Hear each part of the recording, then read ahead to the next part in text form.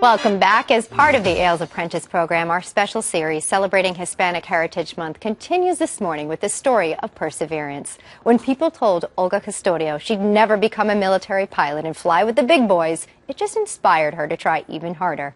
Alicia Acuna is in San Antonio with the story now.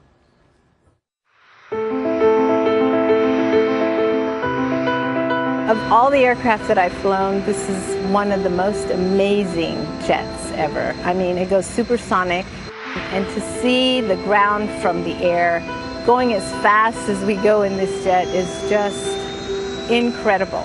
For those of us who have never been in the cockpit, what's it like? What I love the best is the view. I mean, you can't imagine what it's like. It's just you, your jet, and the sky.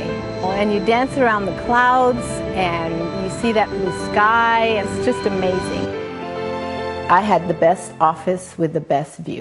An Army brat, Olga Custodio was born in San Juan, Puerto Rico, but grew up traveling all around the world. We lived in Iran and in Taiwan and in South America. So the opportunity of living in different countries was amazing. And I admired my father because he was an exchange military attaché. I mean, he was able to train foreign troops, and we were able to live in all those places. The experience gave her an open mind and a quiet confidence that would later come in handy. I am open to all people, to all cultures. As long as you respect me, I respect you. At 16, wanting to follow in her father's footsteps, she marched into the nearest ROTC and tried to sign up. I asked the captain who was in charge, I said, I want to join the ROTC. Not knowing that women weren't allowed, but he never said that. Well, we have a sorority here that I said, no, you don't understand. I want to wear the uniform. I want to be in ROTC. In an attempt to get rid of her, the recruiter gave Olga an entrance exam.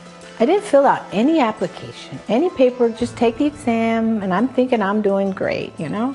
Turn it in. 2 or 3 weeks later, I come back, and he goes, well, I'm sorry you didn't pass. And that was it. She later found out she had scored one of the highest scores ever on the exam. And I realized, my God, I was discriminated. So he would have rather let you think you failed rather than tell you that you weren't allowed in. Exactly. But Olga moved on with her life, got married, had a baby, and then opportunity knocked. Her husband was in the Air Force, stationed in Panama at the time. She, of course, was with him, working for the Department of Defense, and the Air Force had an open house. And there was a table, and there was some pamphlets down there, and I picked one up, and the guy standing behind the table said, oh yeah, the Air Force is recruiting women to become military pilots. And I went, what? But she couldn't find an Air Force recruiter in the Panama Canal Zone, so she went to an Army recruiter.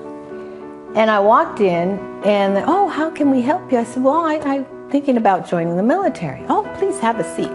They began discussing what she might do in the Army, and Olga got right to the point. And I said, well, I want to be a pilot. And he goes, okay. And I said, yeah, and I'm married, and I have a three-year-old daughter.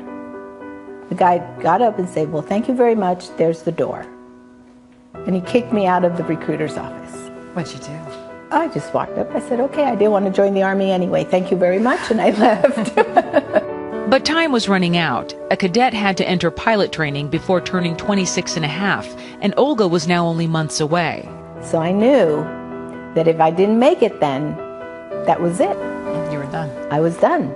Finally, she met a tech sergeant in the Air Force who was willing to help her fill out the paperwork, even though he had never recruited a commissioned officer before. I said, not to worry, I got all this. This is exactly what you need to do for me.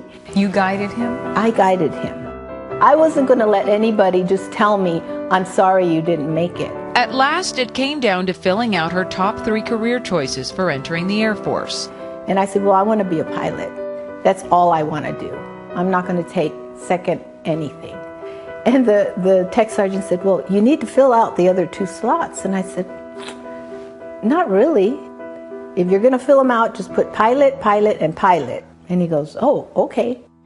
From there, she headed to Laughlin Air Force Base, where she became the first Latina to make it through military flight school, graduating in the top 5% of her class. What was that moment like? Was it validation? I was just on cloud nine. It was, no pun intended.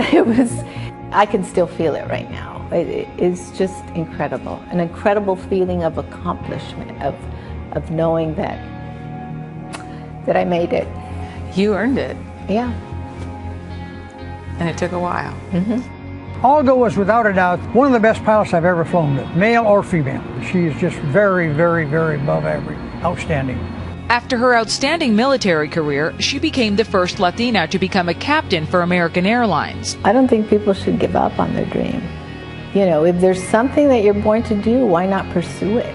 After a 20-year career at American, she retired, but not slowing down. She recently passed out college scholarships for the Dedalians to support future aviators, and even runs her own Puerto Rican folk dancing troupe. I read your mantra is querer es poder. Can you explain to people, what does that mean? Querer es poder. If you want something to happen, you have to make it happen. Because if you really don't want it, it's not going to happen without you. You can't make people do things for you. You can't wait for people to come and give it to you. You have to go out and get it. And I never realized that I was doing something amazing. I was just following my dream.